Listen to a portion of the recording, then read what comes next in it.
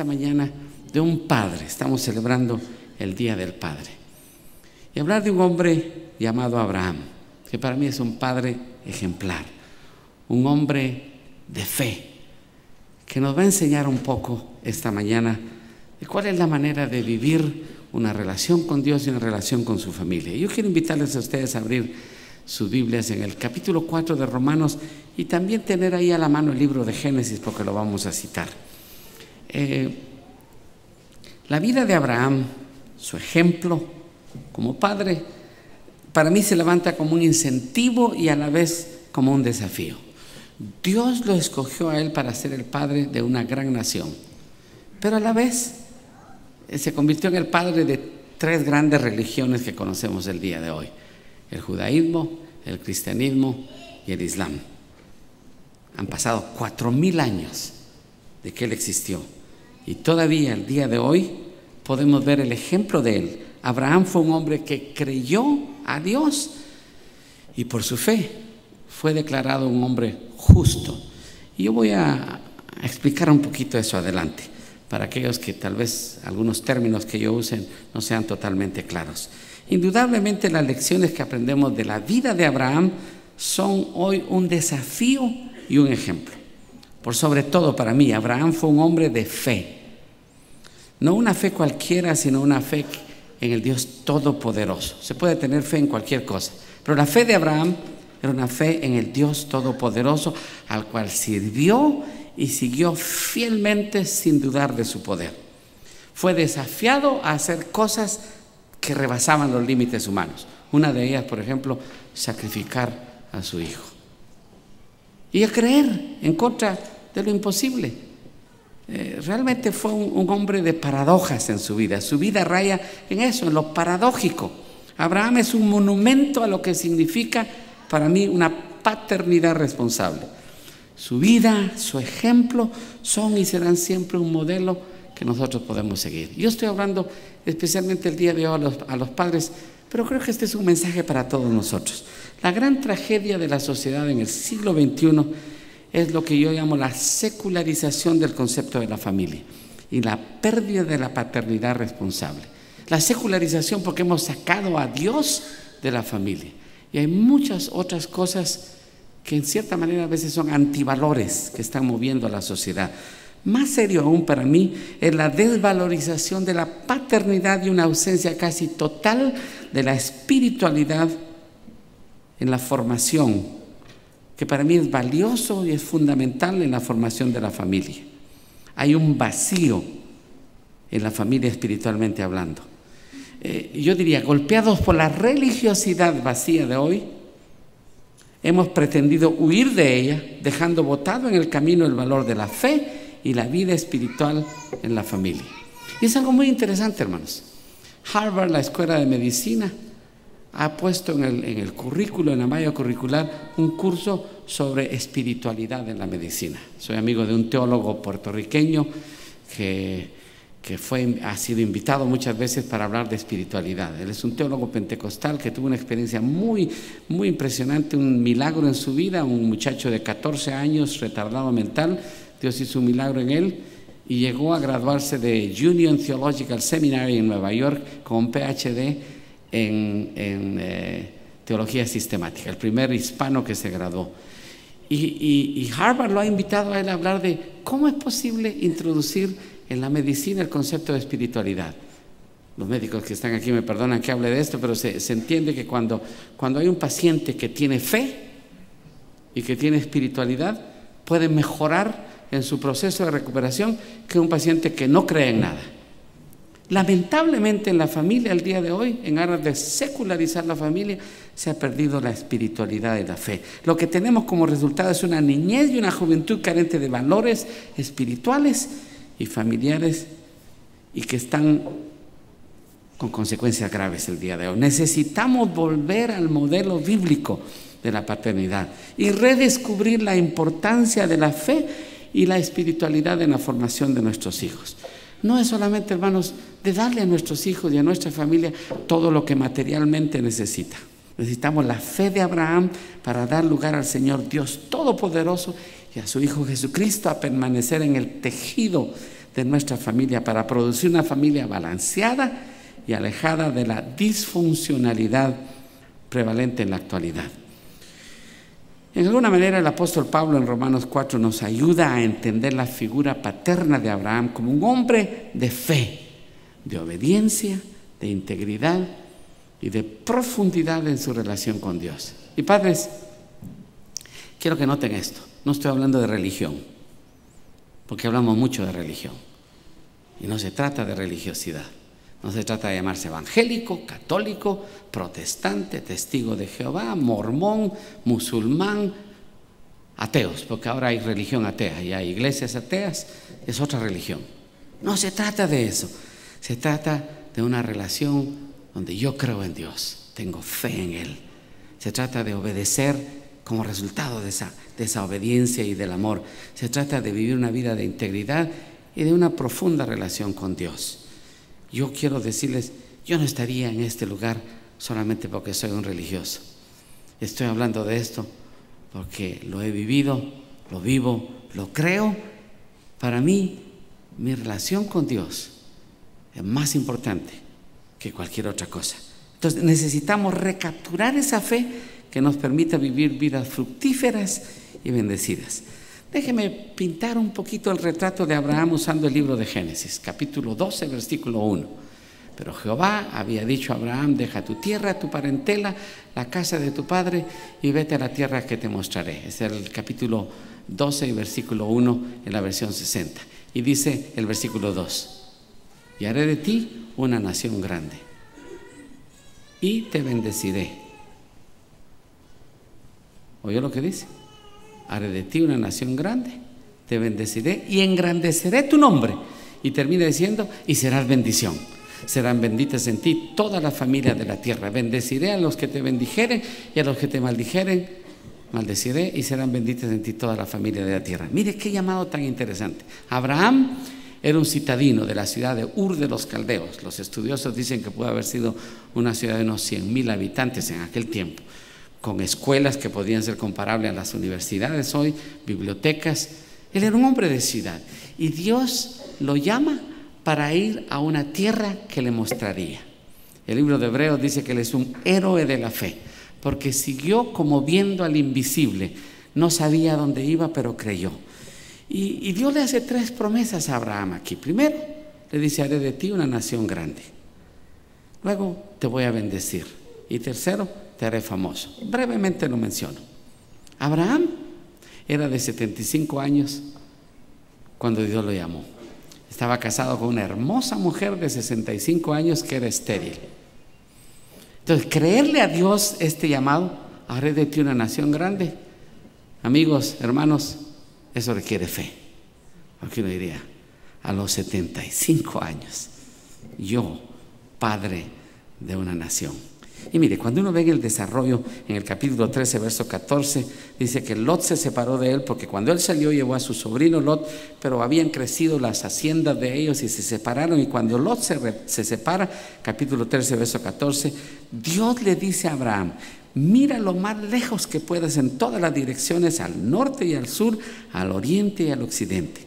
Yo te doy toda esta tierra, tan lejos como alcances a ver, y está ubicado en lo que es el día de hoy Israel, a ti y a tu descendencia como posesión permanente.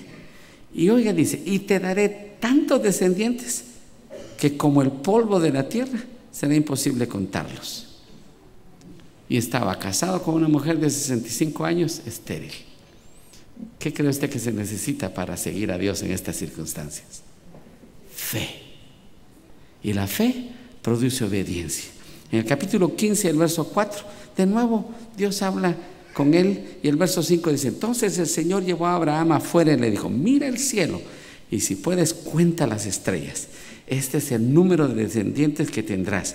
Y Abraham, porque todavía no había sido cambiado su nombre a Abraham, creyó al Señor y el Señor le consideró justo debido a su fe.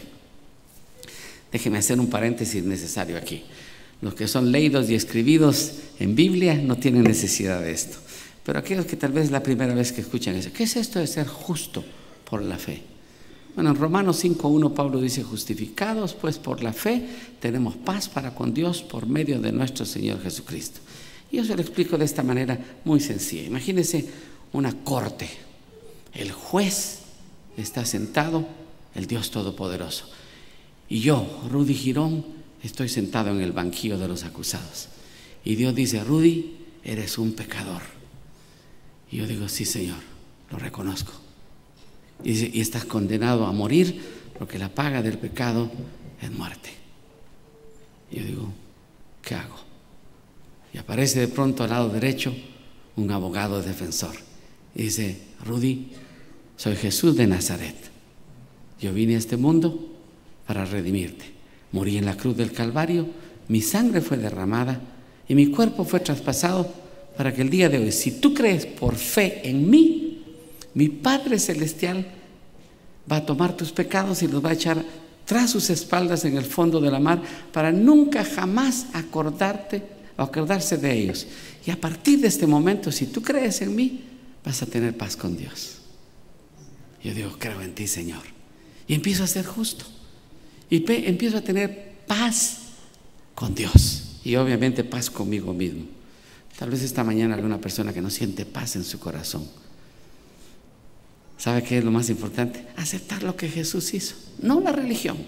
Yo no le estoy diciendo: hágase evangélico, protestante, miembro de la Alianza Cristiana y Misionera, la primera de Santiago. No es eso. Es acepte lo que Él hizo en la cruz. Y Abraham es un modelo de cómo hoy podemos creer, porque Abraham no vio, sino creyó. Y por creerle a Dios, aunque todo lo que lo que estaban ofreciéndole no tenía sentido. En el verso 1 del capítulo 17 dice: cuando Abraham tenía 99 años, Dios lo llamó a los 25, o a los 75, perdón, y habían pasado 24 años y no se veía la promesa. Y cuando tenía 99 años, el Señor se le apareció y le dijo: yo soy El Shaddai, Dios Todopoderoso. Sírveme con fidelidad y lleva una vida intachable. Estoy leyendo la Nueva Traducción Viviente. Yo haré un pacto contigo por medio del cual garantizo darte una descendencia incontable.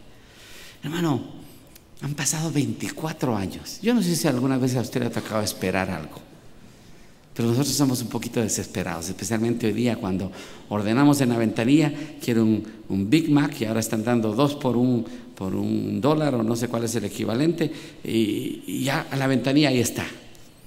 No, este evangelio no es de Big Macs, sino es un evangelio de entender el plan de Dios. 24 años, y Dios le dice: haré de ti una gran nación. Y encontramos muy interesante el relato en el capítulo 18. Dice que unos varones llegaron a visitar a Abraham. Él los invitó a entrar a su casa, y como es muy típico de la cortesía de los beduinos en el desierto y de muchas culturas aún musulmanas, invitan a estos 3 varones a entrar, les sirven comida, y cuando están en el diálogo, en la conversación de la comida, ellos preguntan: ¿dónde está Sara, tu esposa? Y Abraham contesta: ahí en la carpa, le respondió. Y dice: dentro de 1 año volveré a verte, dijo uno de ellos, y para entonces tu esposa Sara tendrá un hijo. Sara estaba escuchando a la entrada de la carpa, a espaldas del que hablaba. Abraham y Sara eran ya bastante ancianos, y Sara ya había dejado de menstruar. Aquí lo dice bien claro. Por eso Sara se rió y pensó: ¿acaso voy a tener este placer ahora que ya estoy consumida y mi esposo es tan viejo? Y ustedes y yo sabemos que será algo imposible. Pero el Señor le dijo a Abraham: ¿por qué se ríe Sara? Y a mí me gusta esto, hermano. ¿No cree que podrá tener un hijo en su vejez? Y la pregunta que el Señor hace dice: ¿acaso hay algo imposible para el Señor? Y es una pregunta retórica, porque la respuesta es no. Para Dios no hay nada imposible. Yo no sé usted, hermano, pero yo especulo de esta manera. Imagínense que estamos en el siglo XXI. Santiago de Chile, el mejor hospital. Una anciana de 89 años, casi 90, está a punto de dar a luz. Los mejores médicos, obstetras, un psicólogo, porque la pobre viejita va a quedar traumada después del parto, ¿se imagina usted? Va a ser terrible, hermano. Y tienen a un psicólogo para el niño que van a hacer y seguramente pediatras ahí, porque quién sabe cómo van a... Forceps, todo lo que hay que usar ahí, tal vez cesárea, quién sabe. No, hermano. Y CNN, ABC y todas las cadenas de televisión están ahí. Hermano, es un evento. Una mujer de 90 años dando a luz. Yo no sé usted, hermano, pero a veces yo me pregunto, ¿será que me contaron esa historia en la escuela dominical y yo todavía me la creo con 62 años? Y yo le digo, sí, me la creo, hermano. ¿Sabe por qué? Porque he visto a ese Dios actuar. Entonces, si no creemos eso, hermano, estamos aquí como religiosos solamente haciendo el ritual del día domingo. Yo creo que el Dios todopoderoso de Abraham sigue vivo y está aquí con nosotros a través de la presencia de su Espíritu y nos hace creer que esto fue real. El niño nació y lo más asombroso es que hubo lactancia materna. No habían las botellitas con fórmula. Hermano, no había eso. La madre le dio el pecho a ese niño y creció. Mira, hermano, qué maravilloso es tener una relación con Dios así. Padres, no hay cosa más linda que creerle a Dios. Yo creo que hace mucha falta eso en el hogar, cuando nosotros podemos introducir en el concepto de la familia la presencia de Dios. Yo quiero darles este testimonio porque de alguna manera mi teología se formó en eso. Cuando yo era un muchacho, 8 hijos en la familia. Mi padre, pastor pentecostal, no pobre, no, a veces faltaba, pero éramos ricos porque teníamos al Señor. Y un día falta la comida, estamos orando, papá siempre, nunca falló el culto familiar. Hemos leído, hemos orado al Señor y siempre terminábamos con esta oración: Padre nuestro que estás en los cielos. Fíjese la introducción: santificado sea tu nombre, venga tu reino, sea hecha tu voluntad, así en el cielo como también en la tierra. El pan nuestro de cada día, dánoslo hoy. Perdona nuestras deudas como nosotros perdonamos a nuestros deudores. No nos metas en tentaciones, mas líbranos del mal, porque tú es el reino, el poder y la gloria por todos los siglos de los siglos. Amén. Y no hay desayuno. Y uno se está preguntando, qué bonito orar, pero yo lo que tengo es hambre. Y alguien toca la puerta. Hermano Jorgito, era el nombre de mi padre. El Señor me habló esta mañana que le traiga esto. Hermano, trajo una verdura que yo no sé si ustedes la conocen, choclo. No, choclo es la mazorca. Es chayote, le llaman en algunos lugares. Es una cosa que tiene muchas espinas, es a veces verde, blanca. Yo no lo he visto acá. Es agua concentrada en eso, pero una de esas cosas en el estómago de un niño, hermano, enviada por Dios, es suficiente. Teníamos desayuno. Y en mi mente, hermano, dije, oh, qué interesante, papá no tenía recursos, pero el Padre Celestial al cual estamos orando sabe enviar los recursos. Y mi teología se fundó en eso, hermano. Tengo un Padre terrenal, pero hay un Padre Celestial que está por encima de eso. Y las oraciones que oía Jonathan, mi tocayo, en el piano, empezó diciendo, papá. ¿Sabe, hermano? Es maravilloso saber que a través de la obra de Cristo en la cruz del Calvario, Él abrió un camino nuevo y vivo, dice Hebreos 10:19, por el cual el día de hoy yo tengo entrada al lugar santísimo y puedo llamar a Dios Abba Padre. Eso es papito. Toda nuestra fe realmente está fundamentada en eso, que tenemos un Dios que es nuestro Padre Celestial. Déjeme moverme un poquito en ese concepto. La vida de Abraham realmente es fascinante. El bebé nació, Dios es un amigo de Abraham, pero el apóstol Pablo nos da algunos detalles que yo quiero brevemente examinarlos con ustedes. El ejemplo de Abraham, su relación con Dios, que es tipificada por una vida de fe y acción. Pablo empieza diciendo en el capítulo 4 del verso 1, humanamente hablando, Abraham fue el fundador de nuestra nación judía. Recuérdense que Pablo era judío. ¿Qué descubrió él acerca de llegar a ser justo ante Dios?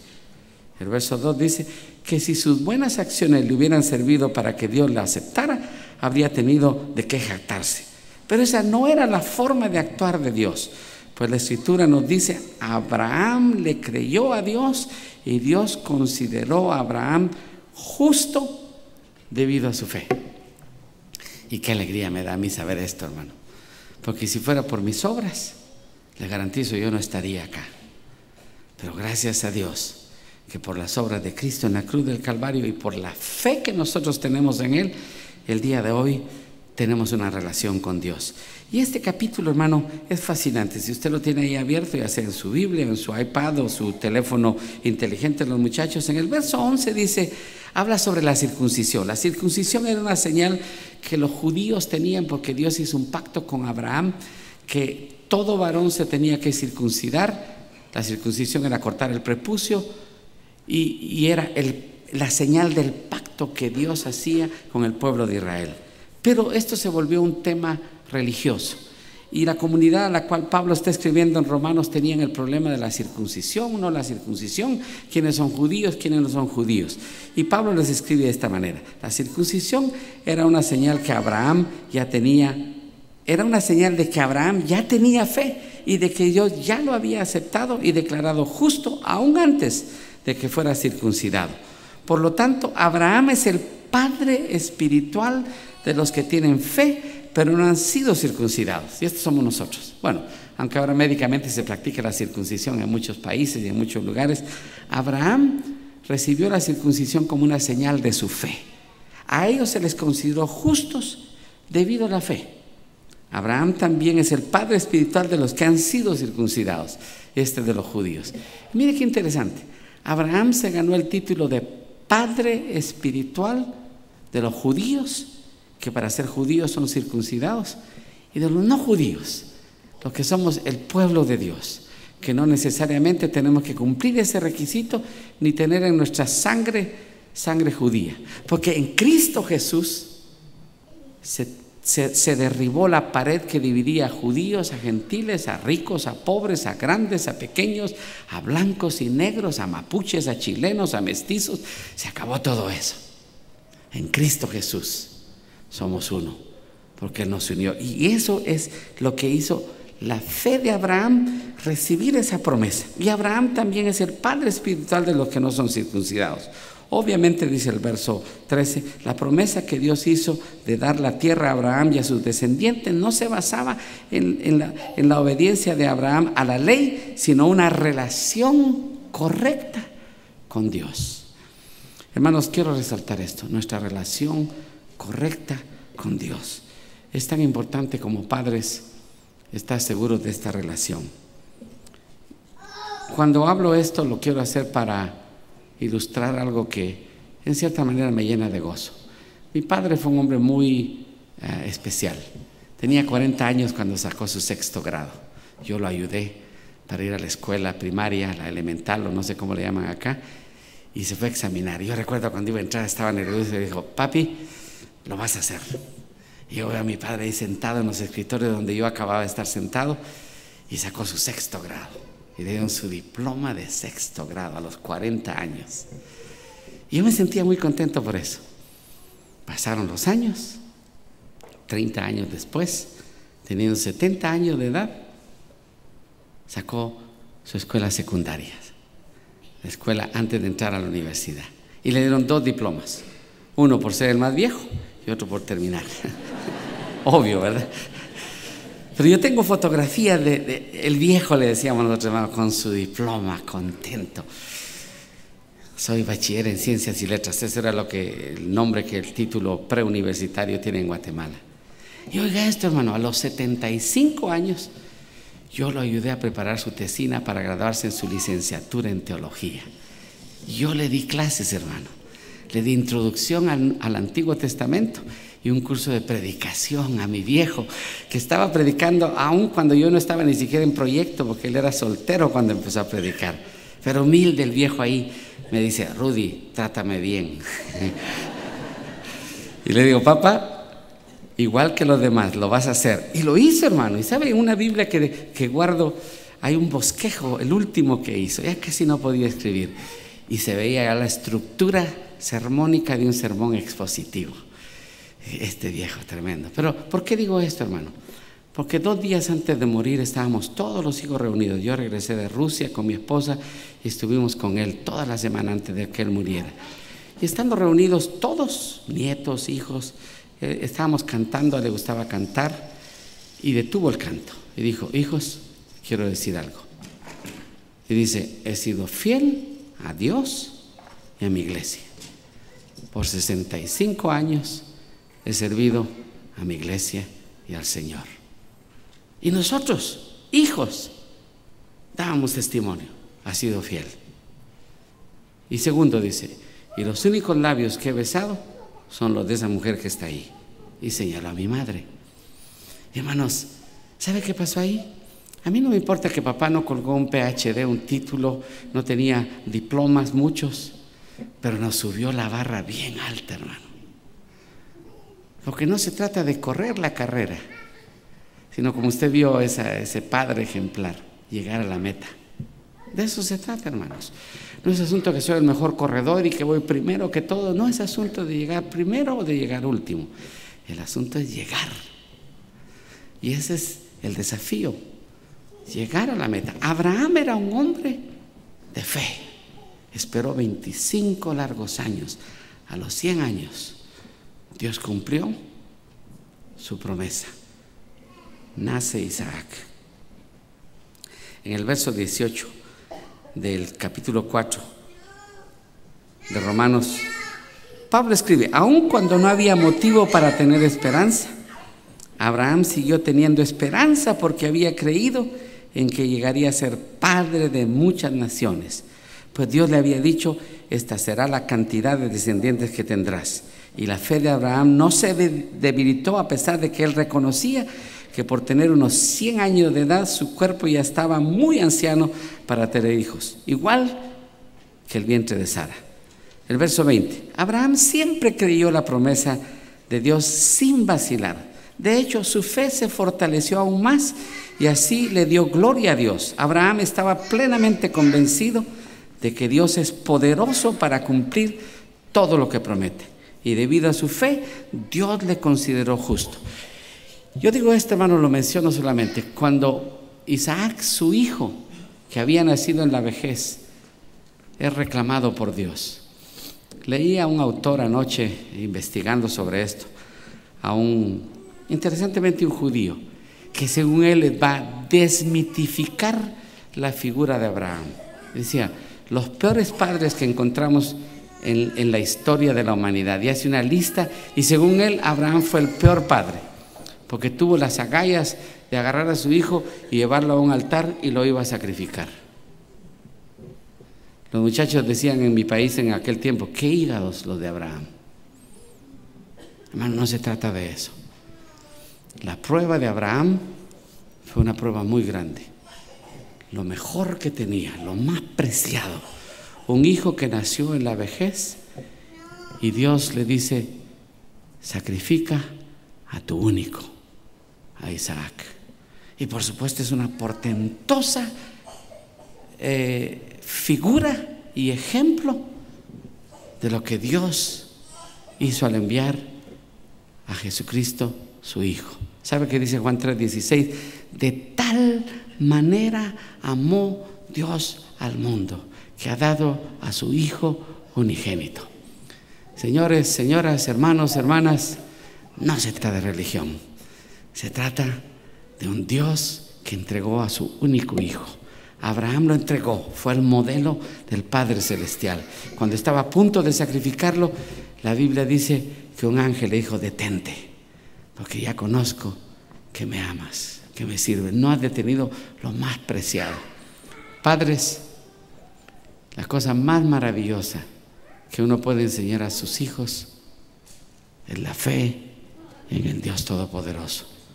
Podemos dejarle cuentas bancarias, fortunas, muchas cosas, pero yo quiero invitar a los padres: la herencia espiritual, la fe en Dios.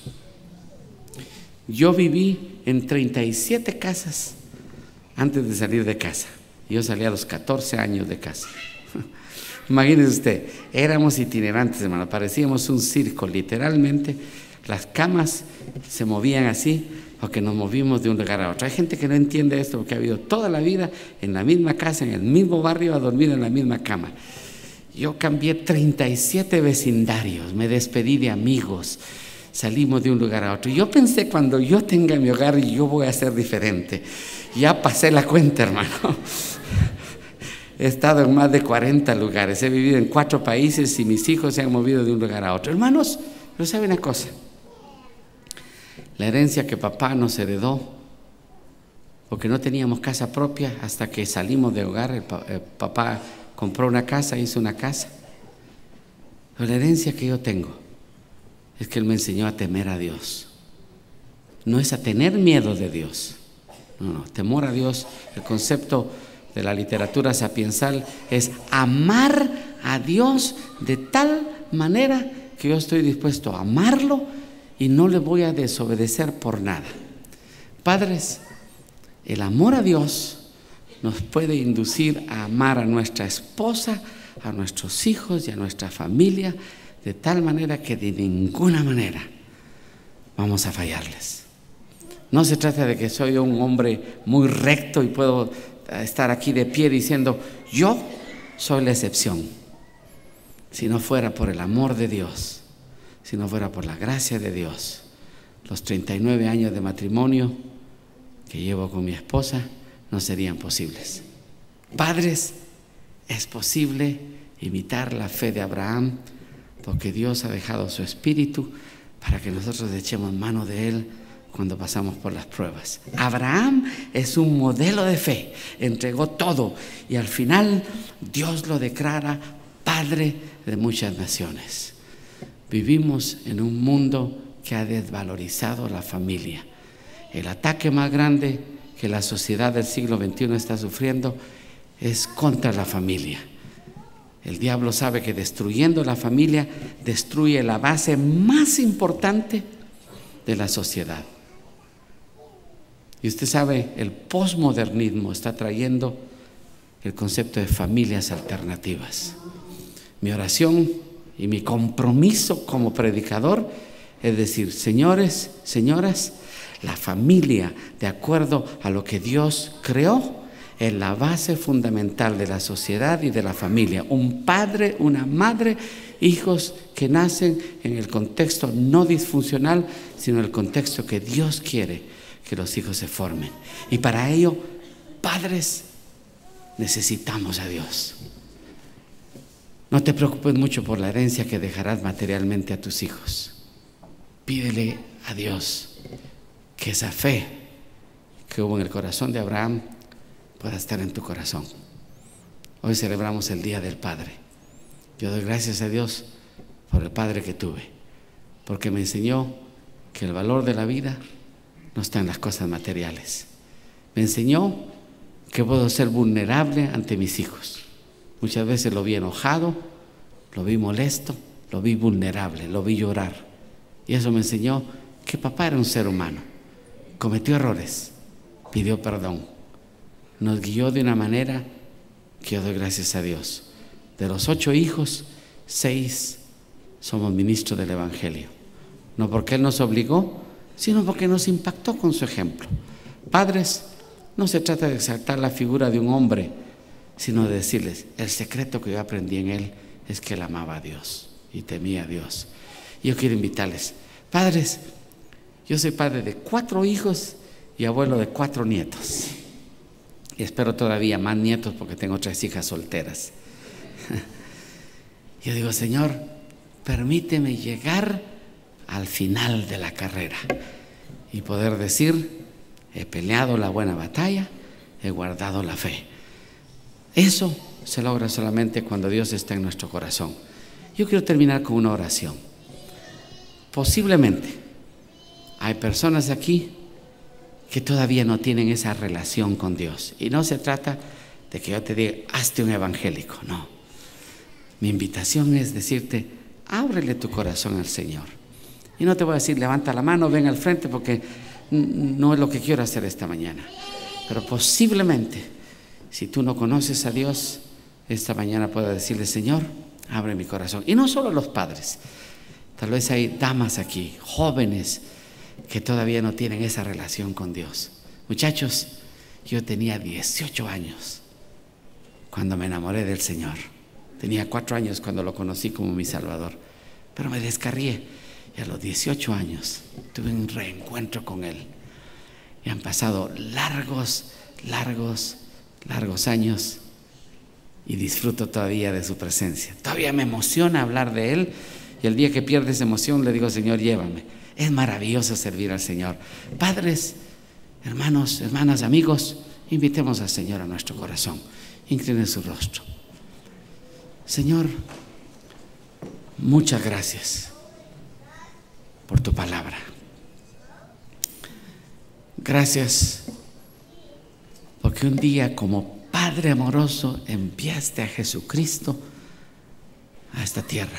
Se hizo hombre, habitó entre nosotros, vimos su gloria, pero estuvo dispuesto a ir a la cruz del Calvario y morir por nosotros. Y nos dejó un legado maravilloso. Y es que si creemos en Él, si le abrimos el corazón a Él en fe, podemos gozar de esa relación contigo. Señor, yo te agradezco, no por mi religión, ni por mi familia, ni por todas las cosas lindas por las cuales quiero agradecerte. Te agradezco porque un día te conocí personalmente, y desde el día que te conocí has llenado mi corazón y mi vida. Yo quiero, Señor, pedirte con todo mi corazón esta mañana que si hay alguna persona que todavía no tiene esa relación, que pueda abrir su corazón. Tu palabra dice: yo estoy a la puerta y llamo. Si alguno oye mi voz y abre la puerta, entraré a Él, cenaré con Él y Él conmigo. Señor, que haya más de un corazón esta mañana que pueda abrirse y decir: entra, Jesús, quiero cenar contigo. Señor, quiero bendecir a los padres que están acá. Algunos de ellos tal vez pasando por pruebas, por dificultades. Tal vez hay hogares aquí, Señor, a punto de romperse.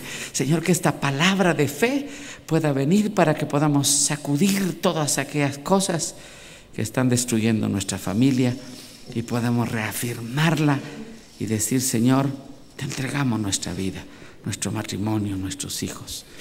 Quiero orar por las esposas que están acá. Señor, que podamos tener la fe de Sara, que en medio de la risa por la naturaleza humana que tenía, pudo creer que quedaría embarazada, daría luz y amamantaría a un niño aún en su vejez.